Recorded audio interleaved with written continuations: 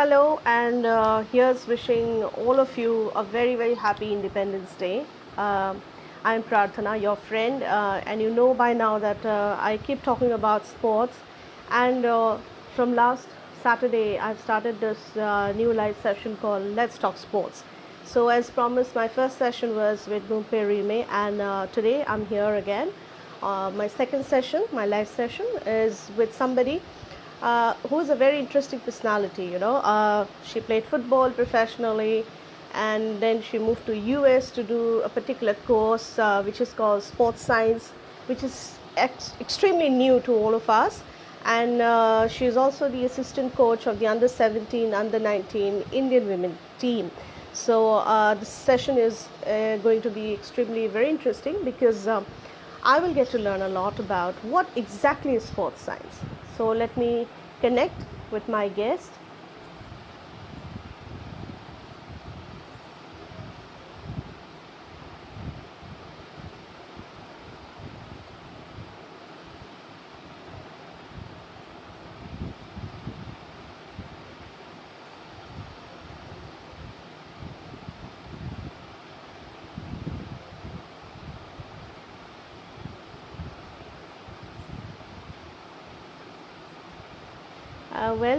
My guest for this live session in Let's Talk Sports is none other than Durva Pahia, and she will be joining me in moments from now. But in the meantime, it is very interesting to see that my first session, I saw a lot of people, coming up and commenting, and it was really, really encouraging because.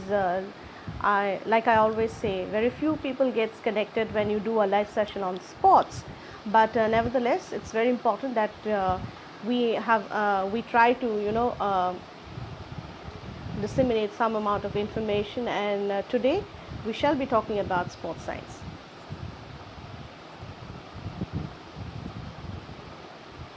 So I've sent an invitation to Durva, and I'm still waiting for Durva to join in. And by the time, let me tell you about her. She played football, and she played professional football. Though she was not very interested to do it professional, but later on she really started liking the game of football, and then she shifted to the US to do course, and there she got to know that there's so much to be done, to learn. In fact, not only just being a referee or a coach or a player, but there are a vast courses that can be done, and you can be successful.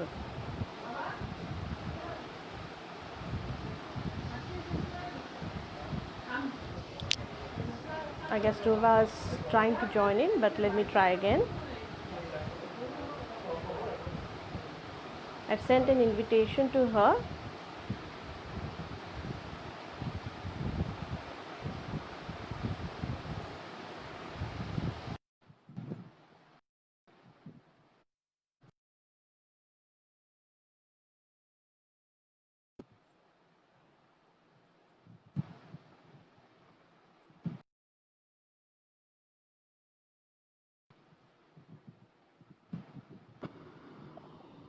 Hi, Pratna. There you are. Hello, good evening. How are you? Good evening. Good, good. How are you? I'm good, thank you. Here's wishing you a very happy Independence Day, Durva. Wish you the same. Very different Thank you. Independence Thank Day you. than what we'd imagined. Everybody's still locked in. Absolutely, yeah. What memories do you have with Independence Day since your childhood? Um, 2050. Uh, I think there's a bit of a lag. Sorry.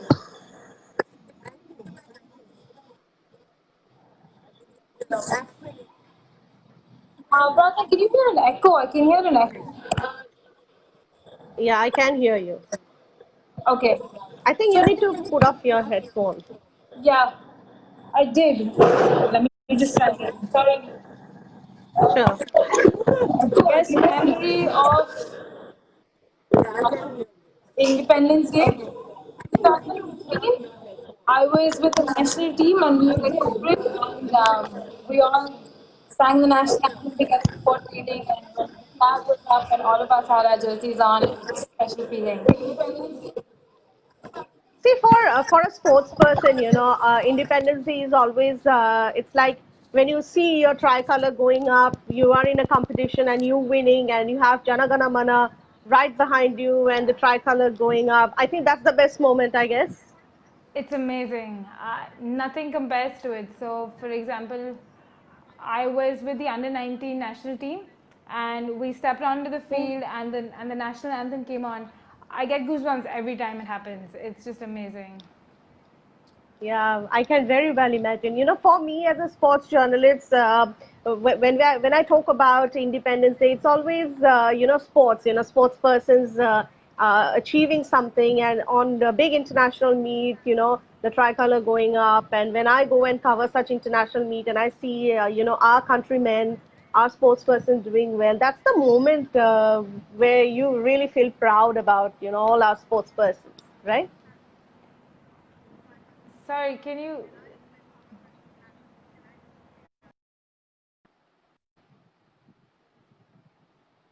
I think we've just lost connection with Durva, but I'll try to go back to her and try to bring in. It's a bit of connectivity issue today.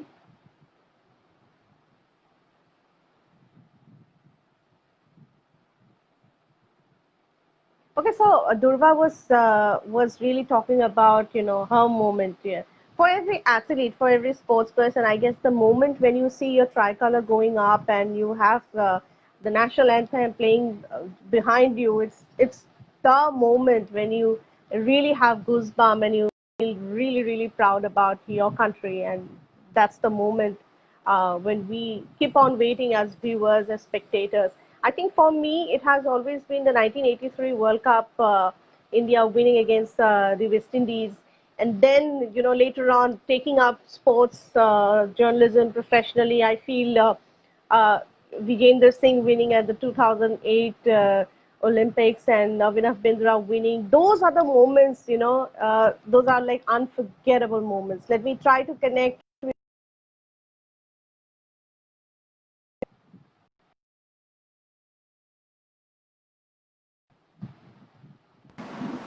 Yes, it's connecting.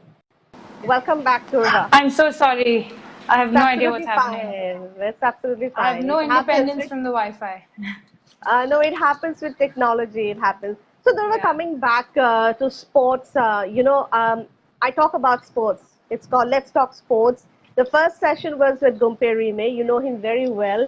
We of all know course, him very well. We love him as a sports person. We of love him course. as a person. He's such a down to earth, Yeah, the humble kind of a person. yeah. My second session with you, Durva, tell us something about your passion for football. How and when did you start being attracted to the game of football? Because we all understand in India, if it is sports that either a woman athlete would take up badminton or tennis or kabaddi, but how come football? Just luck. So what happened is we used to have a football coach in our school, and he had football classes. But I was really unathletic, so I did not enjoy PT class. Like it was my worst class up until fifth or sixth standard. I hated running. I hated moving. I would love to sit and watch TV all day and just eat some cheese. But then one of my really close friends, she started playing football. And at that age, it's all about your friends. You just want to do everything that they're doing. So she Yeah. started playing and she said, "Do you want to join in?" So I was a little reluctant, but it was my sister's 10th standard. So my parents were really keen to get me out of the house so she could study and focus. So they said, "Go for it." So everybody encouraged me. So I just joined and just to be with my friends. And over time, I just fell in love with the sport. And surprisingly enough, all the friends that I joined because of stopped playing within the next couple of years. But I was hooked and I just never looked back. So this is a big story, somebody who never loved physical activities, who used to hate PT class, and then taking up football, yeah, professionally taking it up and making a career out of it. I mean, Yeah. you have played different roles with times, I'll come to that. Yeah. But again, when you say that, your parents just wanted to go out of your house so that your sister can study, tell us something about your background. Were your parents are really sports path? Did they enjoy sports, or did they really encourage you to take up sports? My parents have always encouraged me to do what I want. we come from a very academic background. So everybody, mom side, dad side, mom and dad themselves, very educated, just very very pure sciences, and we have doctors from my father's side, and we have lawyers, and we have CAs from my mother's side, and my father himself is a scientist. So I grew up also in the campus of Tata Institute of Fundamental Research, which is one of the biggest research institutes in the country. So even in that environment, to play a sport just didn't make sense. It was just out of the ordinary, or it was just for a hobby. So we were just never. I mean, the idea that I would take this up professionally, I don't think it occurred to anyone at any given point. It just organically became something that I started doing. The only thing was that I always had to balance my studies and my playing. Of course, not through my entire school. So my parents were also really great about that. They understood the importance of exposure and understanding the subject and learning. So they always encouraged me to learn and not really focus on my marks. And I didn't do well up until my 10th. So only in my 10th and my 12th have I done extremely well. And I think that sort of also gave me the confidence that I really understood the subject and really enjoyed it. So it was a very extremely supportive. Never did we one day once. I remember, in fact, when I was 14 or something, my dad comes up to me and he's like, "Oh, there's this boys' academy in Jamshedpur." At that time, it was TFA. I mean, it's still TFA, but he said it's TFA. Do you want to go to something like that? And my immediate response was no. And I was just like, I was too scared, and I had never thought of it so professionally. And his professional approach to my sport sort of set that seed in my mind. And then when I gave it some time and I thought about it, and I was like, yeah, that is exactly what I want to do. That is something that that's the direction I want to take. So, and then it was never a question. It was always and I also think one important thing that they taught me is be aware of the consequences of the actions you take. So if I do choose to play sport, and everybody else starts, making comments about it to me, I need to be okay with it, because this is a choice that I have made. And they empowered me to really own what I was doing and own my actions. And I think that was one of the biggest reasons why I've been able to reach where I have. Right. So, Dhruva, like you said, your background really is academics. Your father is a scientist, and yeah. So now maybe they are really happy because you have also joined in as a sports scientist. Let me tell our viewers, let me tell my friends, since I work in a television channel, that that particular word called viewers really comes frequently. But let me tell my friends out here on Facebook during this live session, she's a sports scientist. So what exactly is a sports scientist? How you can do sports scientist course, and what exactly does it mean? So, Dhruva, if you can give us a sense of what exactly is a sports scientist job, what does the term actually mean? So sports science is basically what it means. We try and really understand the sport from a scientific point of view.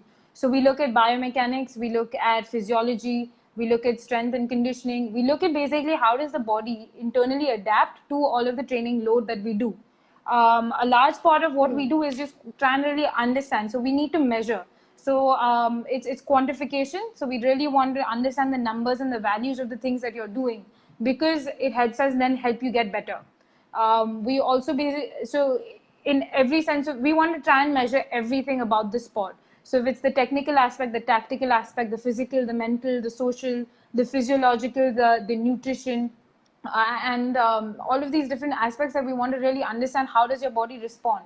And we also understand that it's very different for each player, and I think that is really difficult to do. So especially in a team sport, when I have 15 players, I really don't have the time to really go into every player's individual profile, where they are in puberty, where they are in their growth spurt, where they are in their maturation status, where they are in their development, and things like that. So the job of a sports scientist is to really profile an athlete and look at all of their different aspects. And what we then do is say, this is where the player is on their curve. I think what is also really important is that, especially at youth, this is one of the reasons why I'm so passionate about working in youth sport. From 12 to 17, until they've really matured, the difference between someone who's hit puberty and not hit puberty is massive. So you can have two 12-year-olds, and one is the tallest on the ground, and the other one is the smallest on the ground, and physically also the same sort of aspects. Our job is to really say, look, this is why it's happened, this is their potential that they have in the next couple of years, this is where we think they'll end up in their height and weight, and we help them in that journey to really hit their potential. Because at that point, at that puberty stage, if we aren't careful, what will happen is they won't really hit their potential. So a player whose genetic potential was to hit 6 feet may not, if we're not careful and if we train him too much or if we don't feed him correctly, and then he might not hit his accurate height. That's just one aspect. The other thing we like to measure is gains. So if you have a game, what is the demand of the game? So how much do you have to run? How many sprints do you have to do? How much force do you need to produce? How much power do you need to have? So what we try and do is we work backwards from there, saying this is what you need in the game. Does the player have everything for it? And we try and help the coaches as a unit. We try and prepare the player for that demand, and then we try and then progressively overload the player to get better and better every time. Okay, you mentioned two very important aspects. When you said youth, it's very important to work with youth and you enjoy it. You said pre-puberty and post-puberty. What are the differences? Like, is it more easier for them to, hit back harder after they reach puberty, or is it just the opposite? So it's very interesting because every player goes through it in a completely different way. So there's also a difference between boys and girls. So typically, boys, when they hit puberty, they lose a lot of fat and they start retaining a lot of fat-free mass, which is also muscle, and their bones get bigger, their bones get stronger. With women, what happens is they start losing muscle and start putting on a little bit more fat. So what that Okay. does is in boys, the early maturers, so the boys who've hit puberty earlier than the rest of their group have an advantage because physically they've matured. So a lot of it, even if you don't train the boy, so even if it's an untrained boy, he will put on muscle after he hits puberty. For a girl, she will not put on muscle immediately after puberty, and her bones will start growing, and you need to be a little bit more careful. So what we do as sports scientists is we understand that and we change the training load accordingly, because it doesn't mean that they'll make better or worse athletes. The athlete is independent of the maturation. What we want is to be able to help them transition through it. Another key difference is that some players, when they hit that growth spurt, will have this typical athlete awkwardness, adolescent awkwardness. It's basically when a lot of adolescent boys who are just in that sort of moving through puberty, even girls, boys and girls, when they move through that puberty phase, because their bones have grown so quickly, their body still takes some time to adapt to that new size. So they are really awkward. So I think a lot of us who work in youth will also be able to see this, and you can observe it. The problem with observing it is that you know it's happening, but you've already seen it's happened. So you're too late to really preempt it. You're not proactive. Our job is to understand their current state and start predicting when they're going to hit those awkward phases, so we can already help them not go through that. A lot of players will go through that, but our job is to also help them understand how to, help them through the process of really understanding their bodies a little bit quicker. So we want to be proactive so we can avoid any sort of growth related injuries, because there's also a lot of research coming out of England that says that players in that puberty phase end up getting injured a lot more than players who are out of their puberty phase, mostly because their bones are growing so quickly, their bodies are not adapted to it. So we want to just be, because we understand all of these things that are happening in that space, we want to really be able to be proactive about it and say, look, in the next couple of months, this player is going to hit puberty and we need to sort of accommodate for it. Maybe we just monitor him a little bit more. Sometimes with luck, you don't have to do anything. You just have to, thank God that this player's puberty has been absolutely flawless, and the boy will seamlessly, or the girl will seamlessly go through the motions and go through the phases. But with some, we need to be a little bit more proactive. So that is one of the big things in youth sport that is really, really crucial that we understand. Hmm. So that basically is a job of a sports scientist. Yeah. Along Okay. with another So bunch of things. okay. So I have parents who, keep on saying that, for girls especially, they're about to hit puberty and during their menstruation period, they do not, some of them, they do not send their daughters for coaching, for Yeah. training, and they Yeah. feel that, those are like very young girls, and parents are Yeah. apparently very hesitant of sending them for training because they feel it might, result to some other issues, health issues. So what would be your take on this particular issue? So I think every girl goes through puberty differently. Everyone will have different symptoms, so different intensities of periods and the cramps and the all the different symptoms. I would suggest initially just there is no reason and there is no scientific reason that they should not train. But there are players who have severe symptoms. Like I know some girls who will have so much pain on their first or second day that they can't get out of bed. So even though the science says they can train, we can see that they can't because their symptoms are very severe. So let them rest it out. But that doesn't mean they need to rest the entire 5 to 6 days. What Okay. we do with our professional women athletes and we do with our women's teams is we try and really monitor them. So this is for the slightly older girls who've really gotten into puberty. So I would say the 15, Hmm. 16-year-olds. What happens is their Right. cycle is sort of streamlined by then. So what we then do is monitor them, saying, the first week of your cycle, how do you feel? Second week, how do you feel? Yeah. Third week, how do you feel? When you're in your menstrual cycle, how do you feel?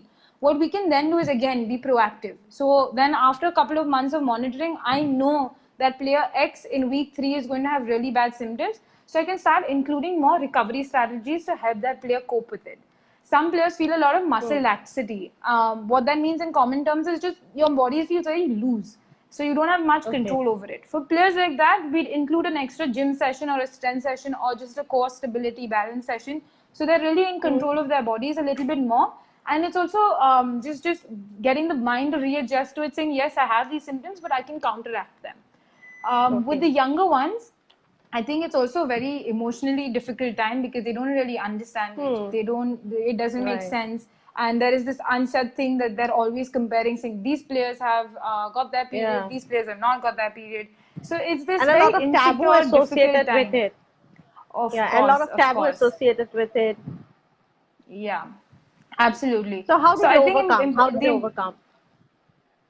just talk about it, normalize the Hmm. environment, normalize it. It's a very normal thing, it happens all the time. Encourage them to really talk about it with their family, with their even with their brothers, their Hmm. sisters, their friends, their coaches. Because it's a natural thing, and if we don't embrace it, we're going Hmm. to just push them out of the sport. And I think that's also something that parents are finding it difficult to even talk to their coaches about it. Yes, So what that means is absolutely. like, Because if my I get to daughter doesn't. see, I meet a lot of parents, and I tend to talk to them regarding this particular issue. And in fact, last week I spoke to one of the coach of a badminton coach, and he said, my daughter is having severe cramps, and I need to take her to a doctor.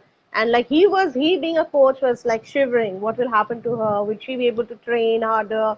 Because there are competitions coming up. So stuff like that. A lot of taboo associated with it. A lot of misconception. A lot of misinformation associated with it. So I think you need, like you rightly said, you need to talk to your friends, you need to talk to your coach, and you need to understand the science of this being a very natural thing, right? Yeah. And if we don't So, talk about it, we're isolating a right. few kids. And that's just really counterintuitive to what we want. We want more girls to play. We want more girls playing different sports and we want to involve Hmm. them. So just talk about it. It's not an absurd thing. And as they grow up, their cycles will normalize. So just be open to the fact that it's a very awkward time for them. And they also struggle with really understanding it. Right. Durga, well, last year I happened to, interview an Olympian, a veteran Olympian, and who actually runs 2, 3 academy, in one in Chandigarh, one in Bombay. So while I was having a conversation with him, he said, I asked him like, what is the best time when these boys or girls can, hit it hard and really make it big in their respective age group. He said, post puberty is the time when you have to, catch them, and then you need to groom them, because that's the time when boys and girls, their muscles build up, and psychologically they become more, they understand the environment, they become, they can gel with every issues. So do you agree to that? I think that it is very important to catch them then, but I think it's also a lot more important to catch them earlier. Because there's this new school of research that's come out and said that pre puberty, if you teach them the movements, the muscle memory retains through puberty, and then even through the awkward phase, they're able to develop a lot quicker. So, what we like to do Hmm. is do our foundational movements up until 6 to 12. Foundation movements is any movement of the body. So your running, jumping, crawling, climbing, walking, carrying, all of these basic fundamental movements of the human body. So just tumbling, rolling, crawling. What that does is makes the players aware of their body. What happens is in Hmm. puberty, a lot of them have a newfound body, so they have to readjust to it. If you've never really understood your body, you are completely alien to that readjustment. So then I think what it does is it's not really, you've missed that sort of training age where you could really teach them, because pre-puberty they're extremely flexible, they're malleable, they're very resilient also physically, mentally of course, but physically also. So they'll get an injury, but their recovery rates are very quick because they don't have the hormones to really retain fatigue. So they're able to recover quick from it. So that age really just use it to teach them these different movements, teach them techniques. And then what happens is when you have after puberty, because the muscles, like he rightly said, the muscles are growing so quickly, you can then start increasing the intensity of the workouts. You can start increasing the load of the session. So you can do Hmm. more sets, you can do more reps, you can do more speed work, and those will have more of an effect. So physically, yes, after puberty, you will see a lot more, lot quicker development. But it's very important that their foundational movements are already there pre-puberty, so that you don't waste time really teaching them. Because if you get a kid who's 15 and then you have to teach them movements for a year and then start loading them, you've lost that couple of years where you could have just directly gone on and loaded them. So puberty, post puberty is great, but they have to have the foundational movements before that. It would be very helpful. Right. And how about nutrition? What kind of nutrition do you advise to your girls when you work with them?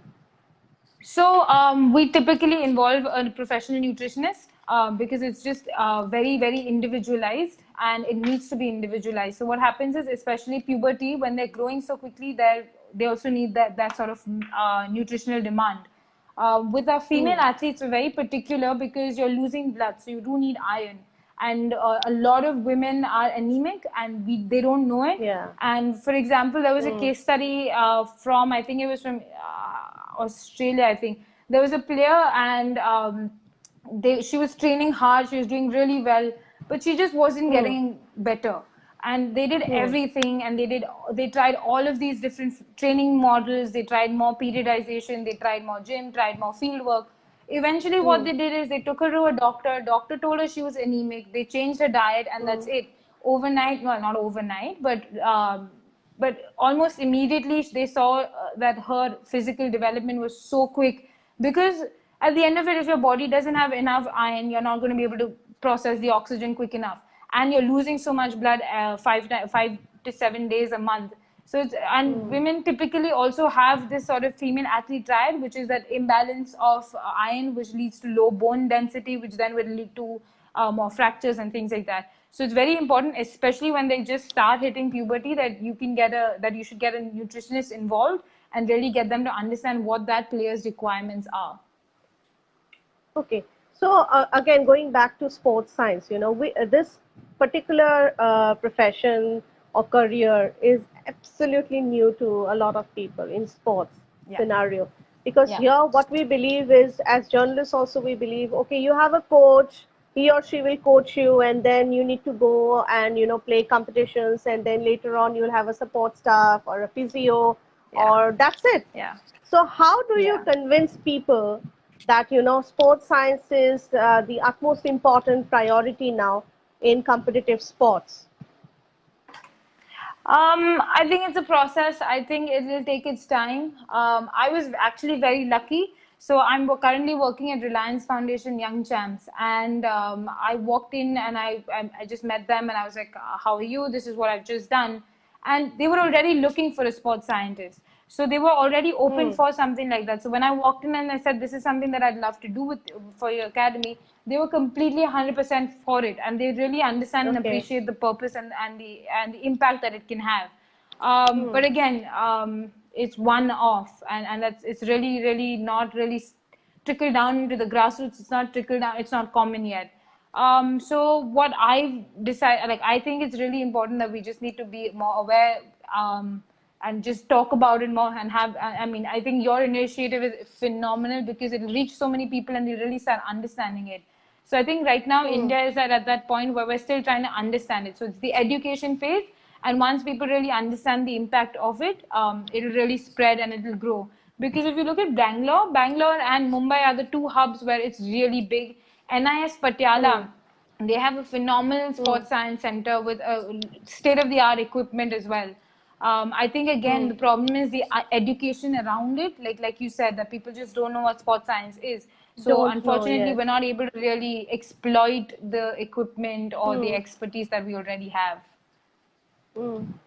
No, it's not just that people don't understand. A lot of people in the sports machinery, they believe, why do you need a sports scientist? Why do you need sports science? Let them play. They are so talented. The kids are very talented. We have so much of talent in our population. And now with so much of government schemes coming up, Khelo India coming up. So we are paying them money. We have infrastructure. But do you think only, having proper infrastructure and having proper structure or a coach would really help them, our kids or the uh, future sports athletes to, really excel in Olympics and compete with the biggies? Sorry, can you repeat the last part? Your voice.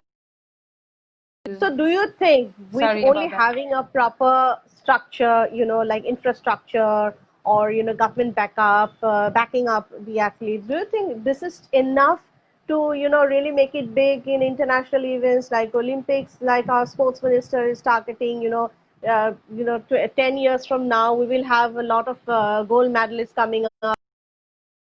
I think only having a coach or having a government backup is the only criteria where we can produce a lot of Olympians. Why not have some more sports scientists? Why not take help of sports science?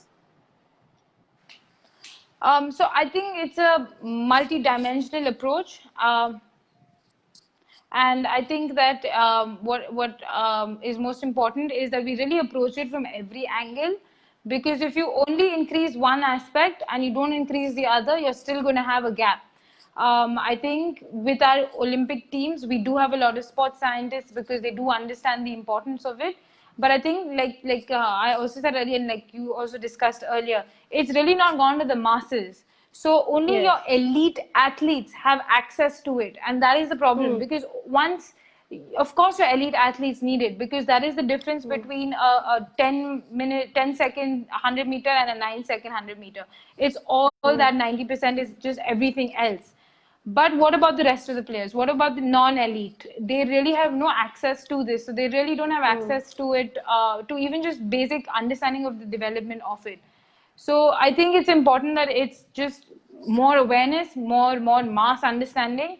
That way Hmm. you get more sports scientists taking up the profession because people understand why it's there, and you'll have more access, because at the end of it you need the better your bottom of your pyramid. So the better the semi pro and the semi-professional athletes are, the better your elite athletes get, because the competition gets better. So just having your elite athletes getting better is just increasing the distance between your semi-professional and professional, or your non-elite and elite athletes. So that gap becomes Hmm. so difficult to bridge, because these guys are getting the top of the art, which they absolutely deserve. I think elite athletes Hmm. need sports science. I think they need everything that we can give them. But I think if it goes to the masses, you're just increasing the quality of competition, and that itself will help your elite athletes get much better along with everything else. So I would say it's a multifaceted approach that we'd rather use. Right. For us, it's only like you have a conditioning and a strength coach, and that's it. That's So, also a big to deal. Yeah, that's also a big deal for some sports, some Yeah. discipline. To my utter surprise, I belong to the northeastern part of India, and you're very much aware the kind of talent that we have here when it comes to football, boxing, archery. Yeah. But Yeah. when I was I cover a lot of grassroots level sports, especially women's sports nowadays. My basically concentration is for Olympic sports now.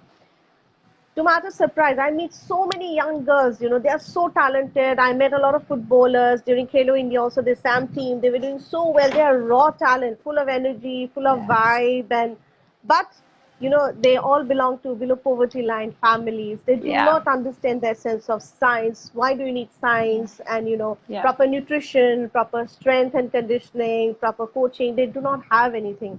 So it's very sad to see that these talented bunch of girls, they do not know where to go, what to do, Yeah. and this really saddens me. And when I met you, and when I was talking with you, I thought, if you have a lot of sports scientists, sports science being spread among the masses, this would really help us to bring in so Yeah. many people, and they can be world class Yeah. athletes. Yeah, I think another problem with women's football specifically is that, and women's sport in general, it's just when they have these national camps that are phenomenal and well organized and well structured. But what happens when they go away? At their own, like you said, Mm, grassroots. The grassroots is not up to the mark. So when they're with the national yeah. teams and with the national training camps, they're actually doing really well, and they get the Mm, access that they need because it's also yes. mandated, and sports authority understands it, and the ministries understand Yeah. sports science, so they have it in place and they have it. But when they go home, the players, like you said, are not educated, so that Mm, empowerment isn't there, that they will take ownership and understand it, because we've not taken the effort yeah. to explain it to them. We've not really told them that this is what you benefit from it. They will just do what the coach says. So the coach says go to the lab and get tested with the sports science test, they'll do it. If the coach Mm, doesn't say, they won't do it.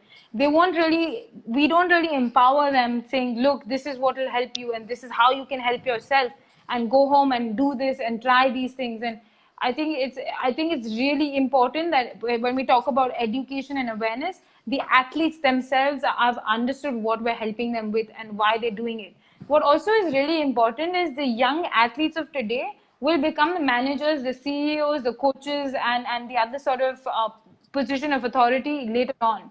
So if we explain to mm, them now what the importance of all these different disciplines is, when they get into a position of power, they will start asking for it. And that itself right. is success for us, because then we're growing the field, we're growing what is right, and we're growing it in a very professional manner.